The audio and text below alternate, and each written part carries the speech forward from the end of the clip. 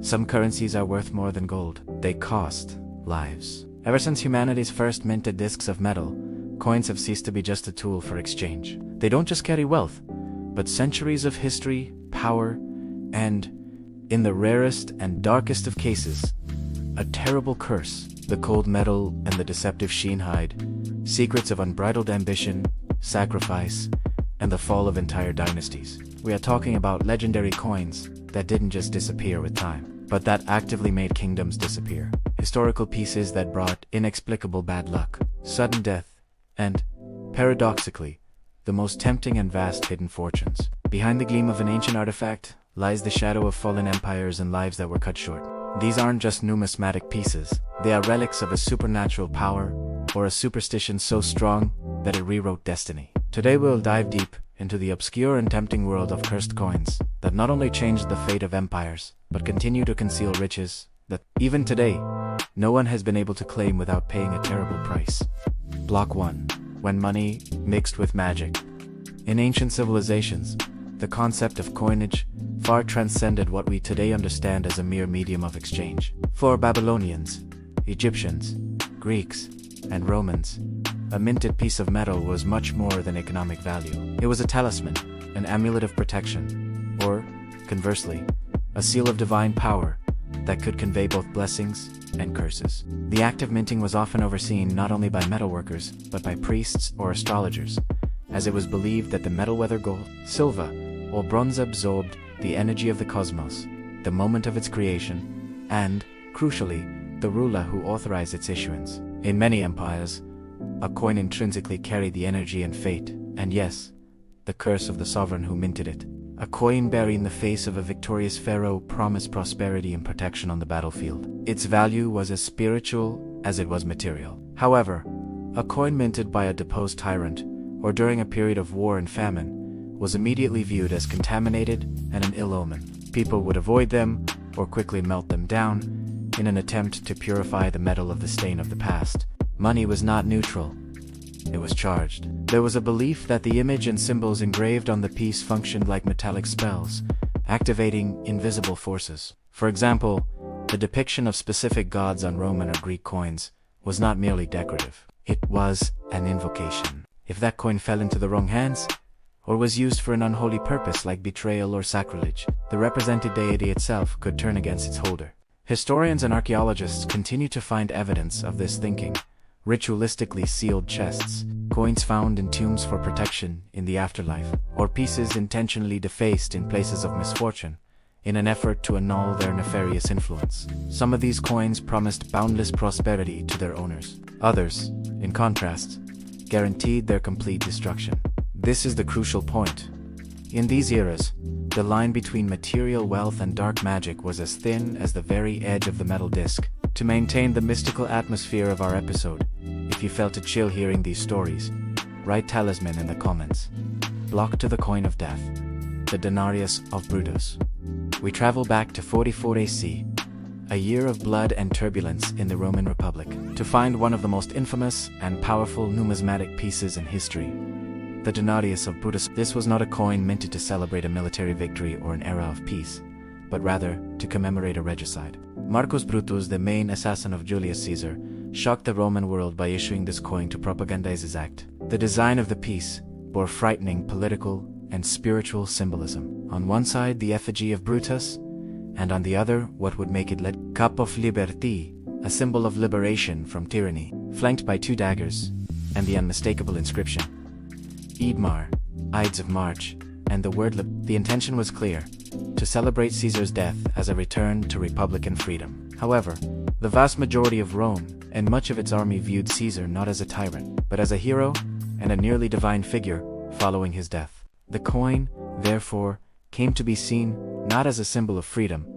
but as a seal of betrayal and a cursed object consecrated to crime. The Roman popular belief quickly solidified. Any wealth associated directly with the assassination of a deified man was inevitably doomed to eternal disgrace. The historical result was catastrophic for its bearers, Butes and Cassi, and almost all those who supported the conspiracy and possessed these pieces ended up dying in battles, were summarily executed, or perished by poisoning. The Denarius of Brutus, instead of guaranteeing liberis, only sealed the fate of its owners with violent death. Today, the coin's rarity and historical significance elevate its value to millions of dollars at auctions. Yet, the collector who acquires it is widely considered to be choosing to carry with them the heavy, cursed shadow of antiquity's most famous betrayal. It is a wealth that attracts, but, legends say, demands a very high price in misfortune. If the idea of a fate-sealing coin fascinates you, comment below with the word I. Block 3. The Curse of the Aztec Gold. We now sail to the New World, during the violent and greedy conquest of Mexico in the 16th century, where wealth was not merely material but intrinsically linked to the divine and the profane. Spanish conquistadors, blinded by the promise of untold riches, encountered treasures that transcended their European comprehension: Aztec gold coins and artifacts. These precious metal pieces were not minted like Roman or European currency. They were elaborate discs and pieces of exchange bearing forbidden and powerful symbols: feathered serpents, bloodthirsty suns, and ritualistically covered faces.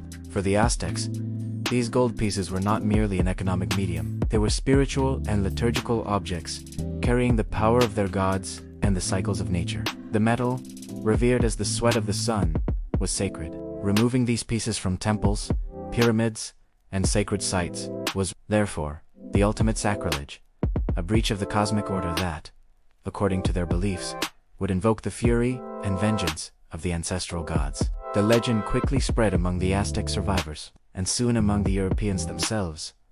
This gold would bring not fortune, but a ruthless curse that would manifest through terrible diseases, apocalyptic storms, and sudden death. And historical accounts seem to lend a dark weight to this belief. The Spanish galleons carrying this plundered gold towards Europe met a disastrous fate. Many shipwrecked in mysterious circumstances, victims of sudden and unusual storms during the Atlantic crossing. Other ships simply vanished without a trace, taken by what seemed to be more than just nature's caprice. And even those who managed to reach their destination, the Onos and Captains Neva, truly prospered. They were struck by bankruptcy, strange illnesses, or confronted relentless bad luck, as if the sacred gold was exacting payment for its desecration. The Aztec curse, therefore, is not merely an old story. It is a mystery that endures. To this day, it is believed that vast amounts of this cursed gold remain hidden at the bottom of the ocean, in the wreckage of forgotten shipwrecks, or buried in the jungles and mountains of Mexico, untouched and waiting, guarded by a curse that transcends time and greed. If you think the gold should have remained in the temples, comment with the word Tenoch. Block 4. The Black Death Coins. We leave the Aztec jungles and return to medieval Europe, where the continent was being consumed by the most devastating demographic catastrophe in history, the Black Death. Between 1347 and 1351, death was a constant companion, and fear radically altered how people dealt with money and wealth. In this context of panic and decay, a terrifying new superstition arose. Coins circulating during the plague outbreaks began to be considered toxic and deeply cursed. It was on this, the irrational fear that the metal might be contaminated with the disease, though that was a real risk, given the hygiene of the time, but rather the belief that the coin itself circulating from hand to hand carried the very curse of death. Rumors spread quickly. Coins that had passed through the hands of the dying or were used to pay for burials and funeral rites were seen as a catalyst for misfortune and the spread of the plague. Entire familias, terrified by the idea that their savings would be the vehicle of their own doom, decided that the only safe course of action was to hide and seal their wealth. Thousands of small hoards consisting of silver and gold coins and other valuables were buried beneath the floorboards of cottages, hidden in the walls of churches and monasteries, or sealed in jars and pots, and secretly interred beneath vineyards and farmlands. The objective was clear: to unearth them only when the scourge had passed and the money was purified by time. The dark and tragic problem is that, given the scale of the mortality which wiped out between a third and half of the European population, families never returned to claim their savings. The original owners died, their homes crumbled or were abandoned, and they took the exact location of these riches with them to the grave. It is estimated that millions, perhaps billions, in coins cursed by the Black Death and the panic of the Middle Ages remain hidden under the soil of modern Europe. These treasures are the silent testament to a collective tragedy. Coins corroded by time, but still carrying the weight of that terrible era. With every new archaeological dig or chance discovery, the curse of the Black Death gold reminds us that not all buried wealth was meant to be read. If you believe these coins still hold the energy of the Plague or septicemia, in the comments. Block 5. The Qing Dynasty Coin, and the Plague of Treachery. We shift our focus to the Middle Kingdom, specifically Imperial China, during the Qing Dynasty period 18th century. Here, the cursed coin was not linked to disease or the assassination of a charismatic leader, but rather to political terror and court paranoia. At the center of this legend is a rare coin minted during the reign of Emperor Yongzheng. Yongzheng was a ruler known for his administrative efficiency but was equally feared for his ruthless cruelty and his obsession with eradicating treason and corruption within his own court. His reign was marked by violent purges and the downfall of countless high-ranking officials, many of whom were secretly executed or condemned to exile and total ruin. The coin in question, which bore his imperial characters, quickly became a symbol of misfortune. The legend that deeply took root in Chinese folklore stated the following: whoever possessed this coin would be doomed to persecution and disgrace, mirroring the fate of the fallen officials who had served under the metal, it was alleged, carried the plague of treachery, guaranteeing that its holder would inevitably be targeted by intrigue, false accusations, and would fall into financial and social ruin, just like the former court traders. This coin was seen as a magnet for negative energy and the fatal, relentless attention of power. More striking is the fact that this legend has perpetuated to this day within the circle of Asian coin collectors. Modern collectors, many of them successful business people, and investors report a series of misfortunes after acquiring a genuine piece: sudden bankruptcies in long-standing businesses, mysterious fires on properties that had never had issues, unexplained losses of loved ones, and even bizarre accidents that defy logic. The superstition has grown so strong that the unofficial numismatic market has openly dubbed this item the coin of misfortune. The high values the piece fetches at auctions are not only due to its historical rarity, but also to the forbidden challenge. Its possession represents a wealth that apparently can only be maintained with the promise of personal ruin. If you know any Chinese legend about cursed coins, comment with the word Qing. Block 6 Nazi coins, and the wealth no one wants to touch. Our final dive into the history of cursed coins takes us to the 20th century, more precisely, to the darkest period of modern history, World War II, and the Nazi regime. Although Nazi coins are not the target of an ancestral mystical curse, their reputation is stained by something infinitely more real and somber: the curse of injustice and human suffering. During their period of dominance, the Nazi regime orchestrated one of the largest plunders of wealth in history, using stolen gold and silver in brutal ways. This gold came from national museums, the central banks of invaded countries, and, most terrifyingly, from civilians, victims of the Holocaust, and prisoners of concentration camps, who were stripped of their assets, including gold teeth, jewelry, and savings coins. The result of this plunder was a vast production of coins, bars, and ingots that were, literally, minted with the material of pain and loss.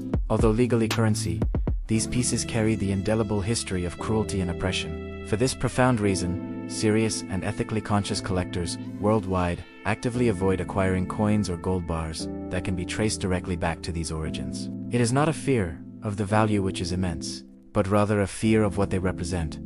They are tangible fragments of a tragedy, carrying the moral weight of history and the stigma of injustice. For many, touching this money is touching the very essence of historical evil. The scale of this wealth is astonishing. During the final years of the war, and as defeat became imminent, the Nazis made a desperate effort to hide as much of this plundered gold as possible. Thousands of coins, ingots, and bars were secretly transported and concealed in remote locations: the bottoms of deep lakes in the Bavarian Alps, abandoned salt mines, and inaccessible fortresses across Europe. This cursed gold remains lost to this day. Every underwater expedition or excavation in old mines is motivated by the promise of this hidden fortune, but its rediscovery always raises a profound ethical dilemma. This is a wealth that many do not want to touch, a fortune that serves as a bitter memorial to those who lost it in the cruelest way.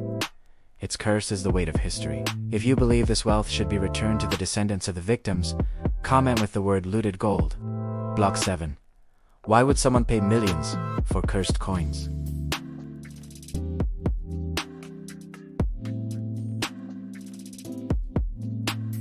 And plunder. Why is anyone willing to pay millions for them?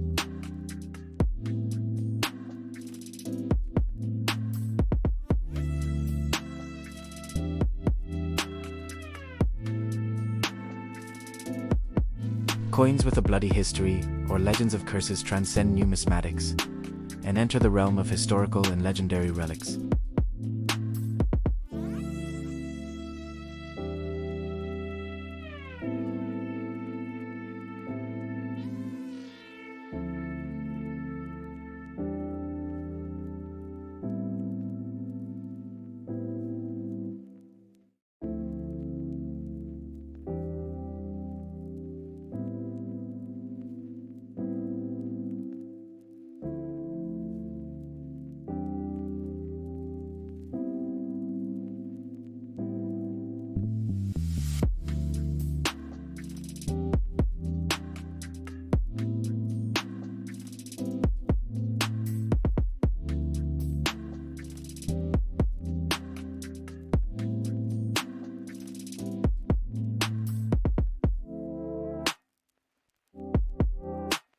Owning one of these coins is having a passport to an enigma, to a fortune lost in time that is yet to be deciphered. The coin they possess is the key, the clue that links the present to an even greater treasure.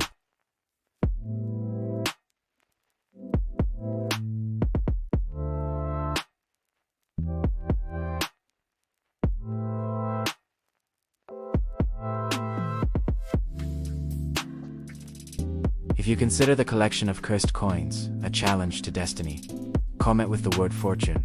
We have reached the end of our journey through the shadows of history, but the truth remains. Every coin has two sides, and some, inevitably, have a price that goes far beyond their market value. History, as we have seen, is not just made up of great wars and vast empires. It is meticulously constructed from small objects of power, thus same metal discs that have crossed centuries, carrying with them not only tangible wealth, but the indescribable weight of lost lives, shattered empires, and mysteries that remain stubbornly unresolved. The cursed coins, whether they are relics of Roman betrayal, symbols of Aztec desecration, remnants of the Black Death terror, or scars of Nazi plunder, continue to circulate in secret in the hands of collectors, museums, and, perhaps, beneath our feet. Their owners, old and new, have all paid, or are still paying, some kind of price, be it with life, ruin, or the moral weight of what they possess, because, fundamentally, some hidden riches simply were not meant to be found. If you value the kind of deep, rare history we explored today, and want to uncover more secrets that official history conceals, consider subscribing to our channel. It is the best way to ensure we continue bringing you these forbidden narratives. And if you made it this far and felt this connection to history, let us know you completed the journey. Comment below with the phrase, "price paid." Your like on the video helps us gauge the relevance of these dark stories.